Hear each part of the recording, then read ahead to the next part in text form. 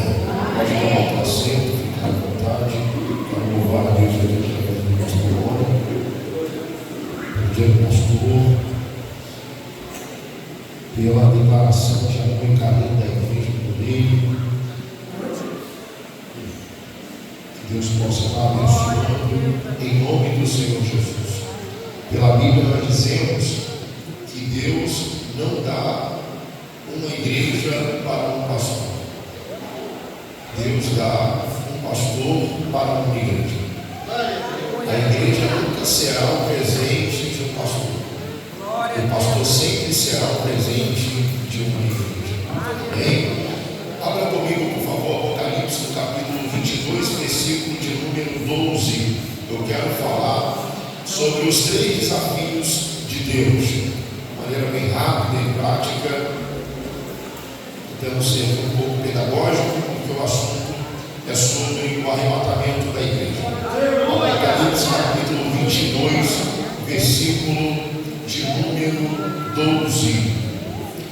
Diz o texto: e eis que eu venho rapidamente, e a minha recompensa está comigo, para dar a cada homem conforme a sua obra. Amém? O texto bíblico, ora aqui citado, é uma revelação que Deus entrega ao apóstolo João. Ele está na ilha chamada Patmos e ele inicia o livro do Apocalipse dizendo que ele pedia a morte, até que Deus se apresenta para ele na pessoa do nosso Senhor Jesus Cristo, porém um Cristo glorificado. João vê os 4 níveis de Jesus. João vê o Jesus, o filho de Maria. João vê o Jesus transfigurado no monte. João vê o Jesus crucificado na cruz. João vê o Jesus glorificado após a cruz, quando Jesus fica 40 dias junto com seus discípulos. E aqui João vê o Jesus na sua forma gloriosa, reinando eternamente. E o texto bíblico, ora aqui apresentado, é uma declaração de Jesus para a sua igreja. E nós precisamos de entender 2 coisas. A primeira coisa está escrito no livro de 2 Coríntios, a carta que Paulo escreve aos Coríntios, capítulo 12, o versículo de número 2. Segunda carta de Paulo aos Coríntios, capítulo 12, versículo de número 2. Paulo vai dizer à igreja de Coríntios: conheci um homem em Cristo que há 14 anos foi elevado ao 3º céu. Não sei se ele estava no seu corpo ou fora do seu corpo, Deus o sabe. Eu sei que esse homem foi levado ao paraíso, porém não sei se ele estava no seu corpo ou fora do seu corpo, só Deus sabe. Mas ele ouviu palavras que não podem ser explicadas e que não é permitido falar aos homens. Glória a Deus. Ouça, irmãos, Paulo, um homem poliglota, Paulo, um homem culto, Paulo que aprendeu aos pés de Gamaliel, Paulo que, dando declaração de si mesmo, ele vai dizer que foi um dos mais conservadores do seu tempo de menino, comparado aos jovens da sua idade. Paulo que se dedicou extremamente ao Evangelho de Cristo. Ele está dizendo que ele não tem certeza se em espírito ou em carne Deus deu a ele uma visão ou uma revelação. São 2 coisas diferentes, o tempo não nos permite explicar. Contudo, Paulo vai dizer que viu o céu, não o céu que nós vimos, ele viu o 3º céu. E explicando o capítulo 12 do texto que Paulo vai escrever esse texto, ele vai dizer: e lá eu vi coisas inexplicáveis, aquilo que os olhos não viram, aquilo que os ouvidos nunca ouviram, aquilo que não desceu ao coração do homem, é o que Deus tem preparado para todos aqueles que nele esperam.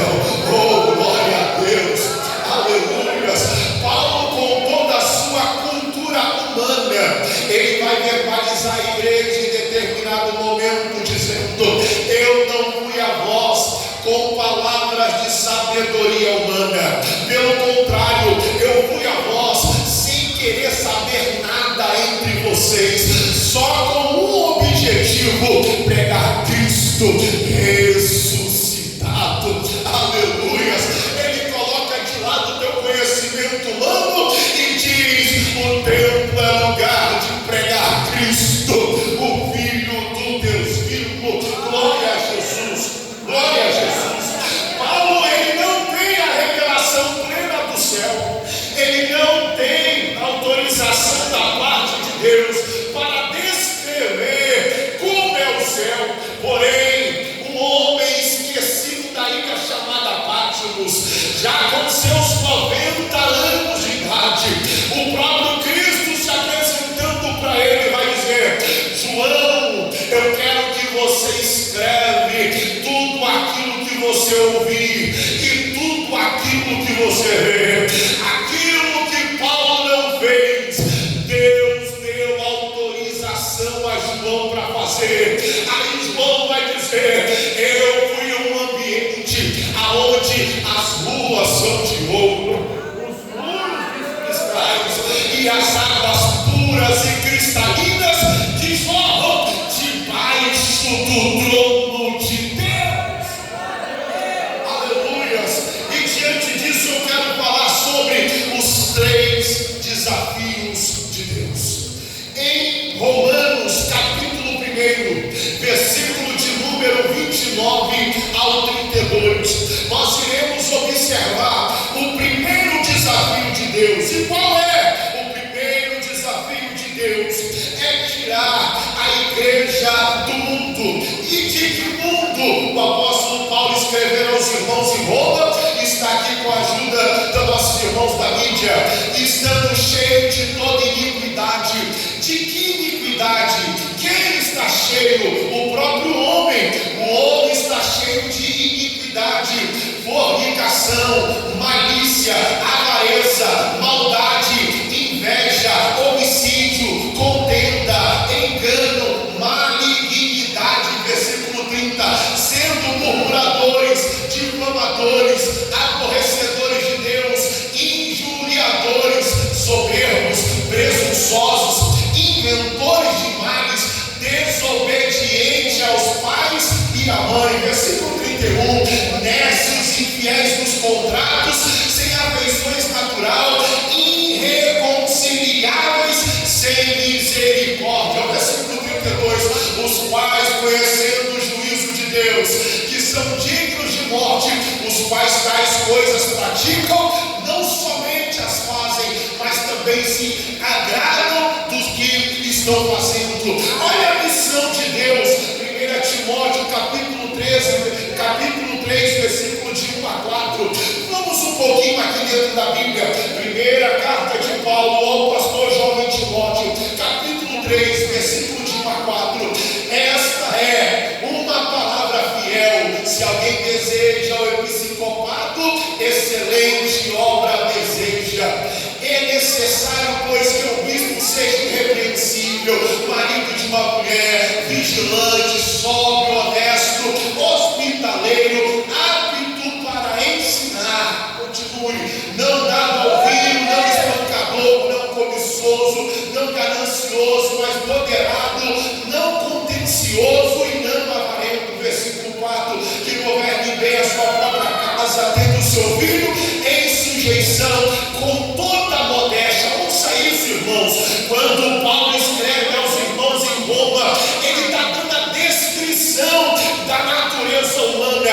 E qual descrição ele está dizendo?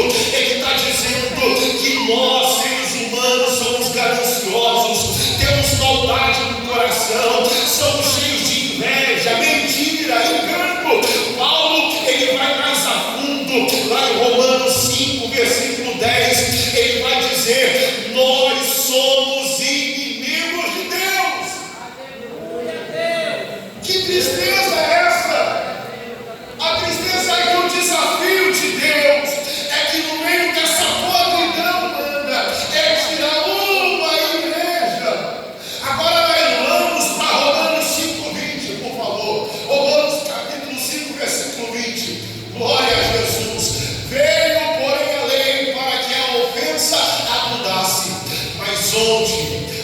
superabundou o pecado, superabundou a graça de Deus. Éramos miseráveis, a graça estava lá. Envergonhosos, a graça estava lá.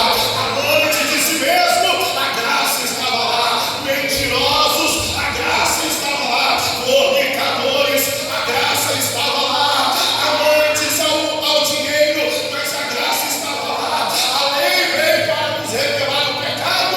Aí Paulo está dizendo: não se preocupe, Deus achou a sua igreja. Aonde abundou o pecado, superabundou a graça de Deus. Aleluia. Aleluia. Versículo 21, por favor. Para que, assim como o pecado reina da morte, também a graça reinasse pela justiça para a vida e vida eterna. Por quem? Por Jesus Cristo, o nosso Senhor. Aleluia. Jesus nos achou totalmente no bueiro do pecado, aonde ninguém dava nada por nós. Jesus foi lá, achou-nos, dizendo: eu quero você, eu te amo. Você está abandonado, você é réu de morte. O pecado gera um salário, o salário é a morte, mas o dom gratuito de Deus. Oh, aleluia.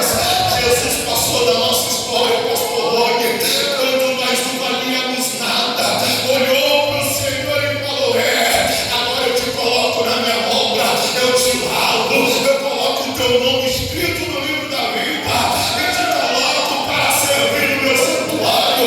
Jesus olhou para cada um desses obreiros e disse: eu quero vocês para a minha obra. Jesus olhou para você, meu irmão. Jesus olhou para você, minha irmã. Jesus olhou para nós. Quem te chamou foi Jesus. Quem te convocou foi Jesus. Palavra não tem jeito. Jesus falou: tem jeito. Vai morrer. Jesus falou: não vai morrer. Não vale nada. Jesus falou: eu vou pagar um alto preço. Eu vou pagar um alto preço. Aí Jesus, para formar a igreja, ele vai no bairro chamado Mãe do Céu. Pega o menininho preto do cabelo ruim da Lisa Chatato, órfão de pai e de mãe, que morava dentro de uma barraquinha de madeira, que chovia mais pro lado de dentro do que pro lado de fora. Os homens diziam: lá, vai ser traficante, vai morrer, não tem futuro. Aí Jesus foi lá dentro daquele barraquinho, e aquele menino dizendo: fala comigo, Senhor, fala comigo, Senhor. Quando o menininho pega a Bíblia e abre, está escrito lá: eu sou o juiz da viúva, mas o pai do órfão. Aleluia. Eu não valia nada, mas Jesus me encontrou na periferia da cidade e falou para o homem: você não presta, para o homem você não tem futuro, mas para mim é vaso de honra na minha casa.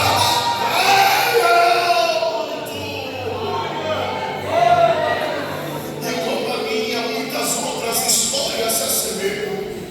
Se você olhar no retrovisor da vida, você vai lembrar de onde Jesus te tirou. Você vai lembrar da vida regressa que você tinha. Aqueles que não tiveram o benefício que uma geração está tendo, de crescer no ar evangélico, de servir a Cristo desde a sua infância, participando de todas as classes da EBD. Esses não aqueles que não conheciam a Jesus, que caíam no meio da rua bêbado, que o cachorro lambia com a boca, aqueles que a esposa tinha medo dele dentro de casa, que a mulher queria matar ele dentro de casa, aqueles que a casa estava virada de cabeça para baixo, até Jesus chegar.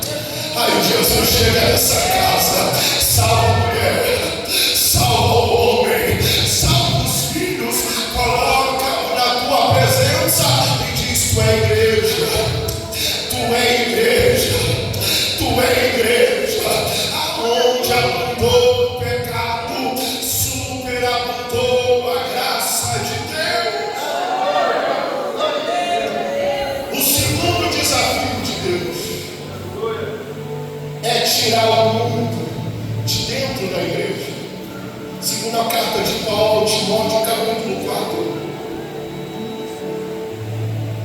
Segunda carta de Paulo a Timóteo, no capítulo 4, versículo de número 14 e versículo de número 15. Olha o que Paulo vai dizer ao irmão Timóteo. Não despreze. Segunda carta de Paulo, segundo Timóteo. Isso, segundo Timóteo 4,14. Isso. Segunda carta de Paulo a Timóteo. Acho que eu devo estar matando alguma coisa errada.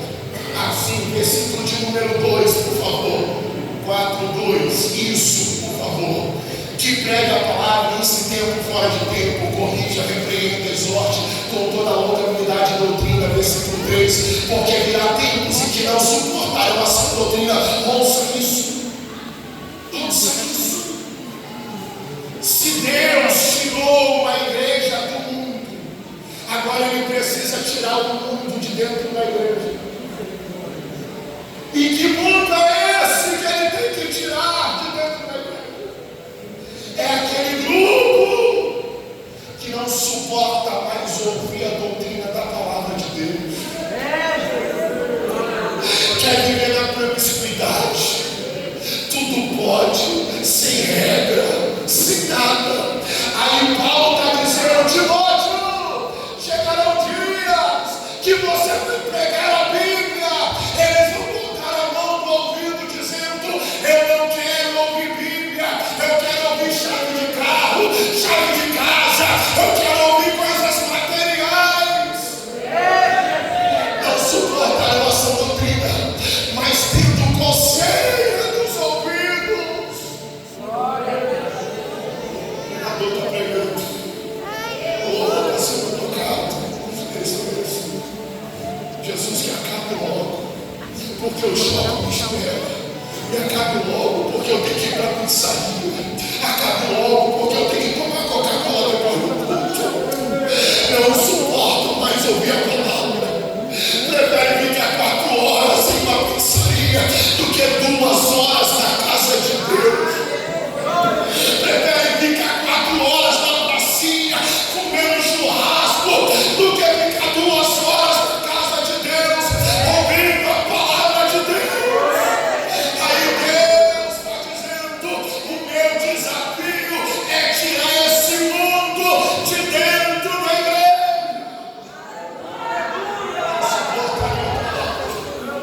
Amontoarão para si doutores conforme a sua própria concupiscência. Aquele daí eu quero ouvir, porque ele fala bonitinho. Ele fala que eu sou vitorioso, que eu sou o centro de todas as coisas, que eu estou aqui, que Jesus morreu por causa de mim, que tudo por causa de mim, e nada por causa de Jesus. Eu sou a expressão de Deus. Eu gosto desse, porque ele traz um culto holocêntrico. Ele prega: você vai vencer, você vai vencer, você vai vencer. Ele canta: só vitória, só vitória, só vitória. Aí ele diz: eu quero esses doutores que amassageia meu ego, mas não confrontam meu pecado. Eu quero esses doutores que diz pode viver em pecado. Eu quero esses doutores que não apontam para o meu erro e não me corrigem segundo a palavra de Deus. Eu quero esses doutores que não me cobram para estar na igreja, que não me cobram para orar, que não me cobram para ler Bíblia, que não me cobram para jejuar e também louvar do céu. Eu quero eles. Versículo 4: e desviarão os ouvidos da verdade, voltando a fábulas. Paulo está dizendo: Timóteo, você vai pregar, Timóteo, e a pessoa vai querer ouvir historinha. Quer mais a Bíblia, quer história, quer falar sobre moléculas de ar, quer ouvir falar sobre a quantidade de estrelas no céu, quer ouvir dizer o que aconteceu lá no céu antes de Gênesis 1, quer fábulas, quer história. A sua vida de pastoreio vai ser difícil, Timóteo. Versículo 5, para nós pularmos para o próximo tópico. Mas tu, sede sobre tudo, sofre as aflições, faz a obra de um evangelista,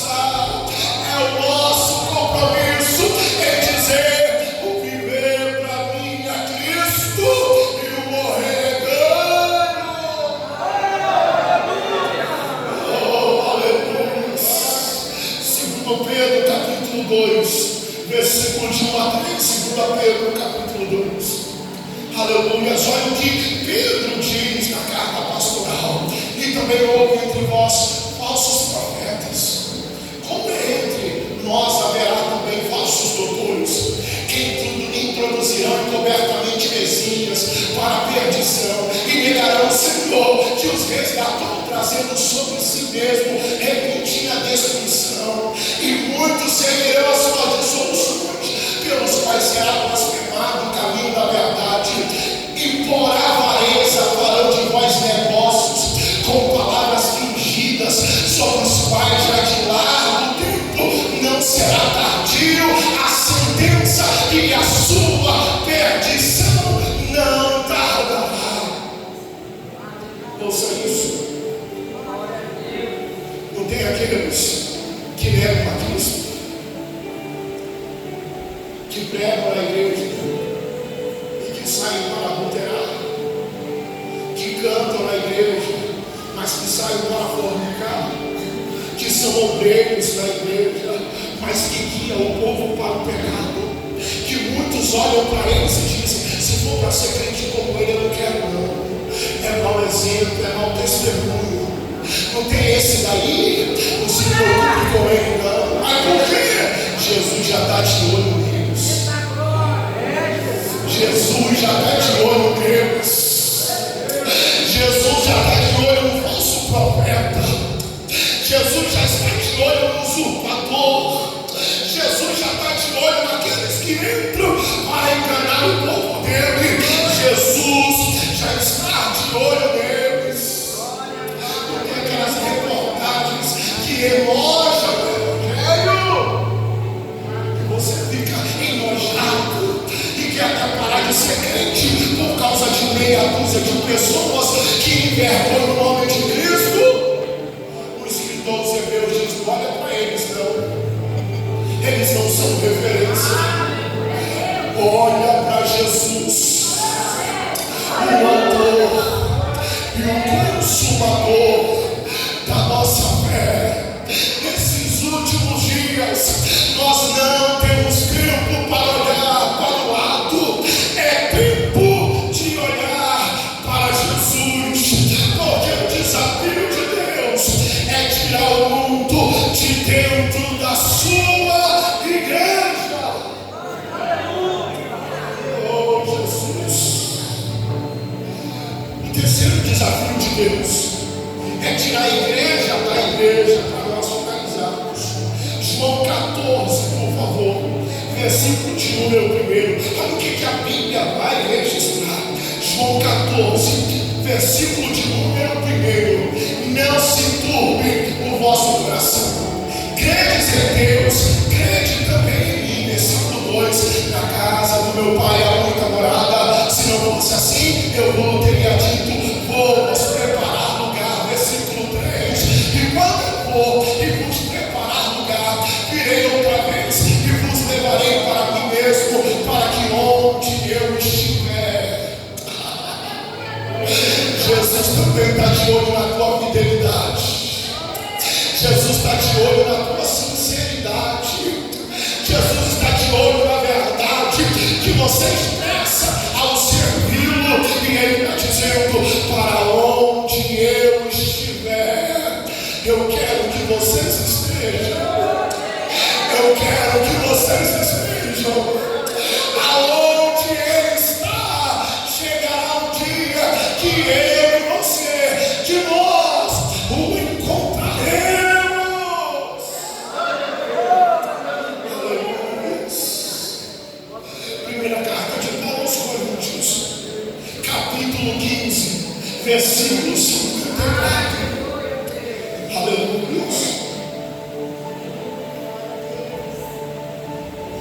Primeira carta de Paulo aos Coríntios, capítulo 15, 54.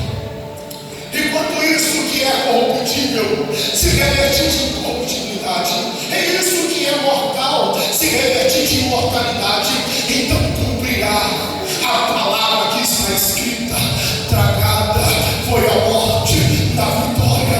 Versículo 55. Onde está a morte, o teu aguilhão?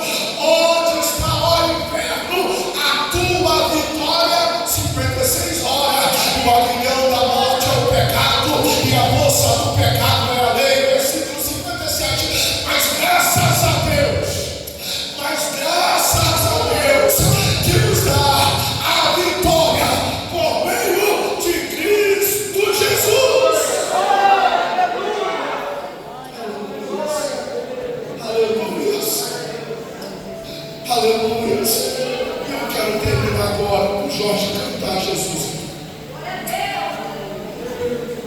Apocalipse 22, versículo 7. Vem cá, Jorge, cantar aqui. Apocalipse 22, versículo de número 17.